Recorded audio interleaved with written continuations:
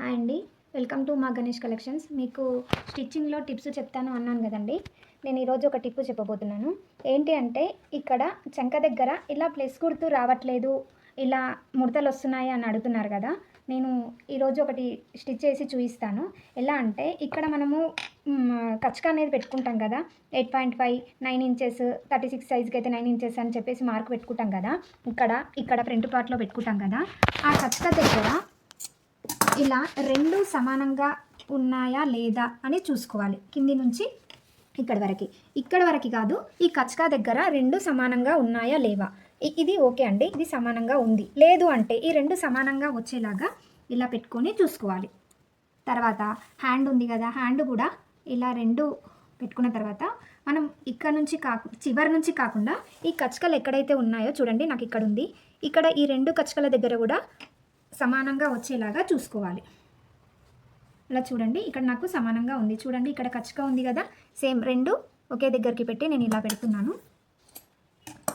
చూడండి, ఇప్పుడు ఒక హ్యాండ్ వేసి చూపిస్తాను. చూడండి, ఇలా వేసేటప్పుడు ఈ భుజం పైన ఉన్న స్టిచ్ ఉంది కదా, ఈ మార్క్ అనేది పర్టికులర్గా ఇక్కడ పెట్టేసి ఇలా పెట్టాలండి, సాగదీయొద్దు.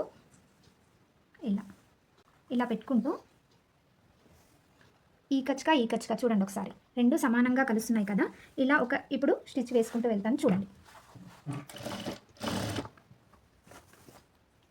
ఇగో ఇలా పట్టుకోవాలండి. ఇలా పట్టుకొని కింది క్లాత్ను ఈ స్టిచ్ వైపు కదులుస్తూ ఉండాలి, ఏమాత్రం కదలకుండా. ఇలా చేతిలోకి ఇలా తీసుకోవాలండి. ఇలా చూడండి, మనకి ఇక్కడ వచ్చింది కదా, సేమ్ అలానే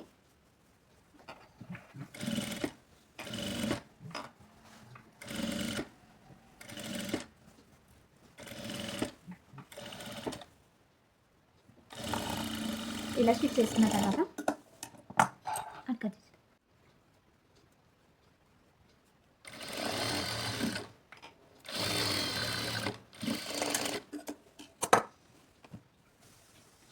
చూడండి ఫ్రెండ్స్, ఇలా ప్లస్ గుర్తు వచ్చేలాగా స్టిచ్ చేశాను.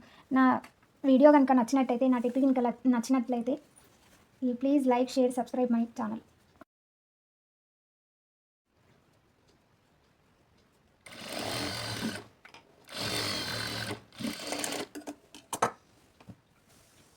చూడండి ఫ్రెండ్స్, ఇలా ప్లస్ గుర్తు వచ్చేలాగా స్టిచ్ చేశాను. నా వీడియో కనుక నచ్చినట్టయితే, నా టిప్ కనుక నచ్చినట్లయితే please like, share, subscribe my channel.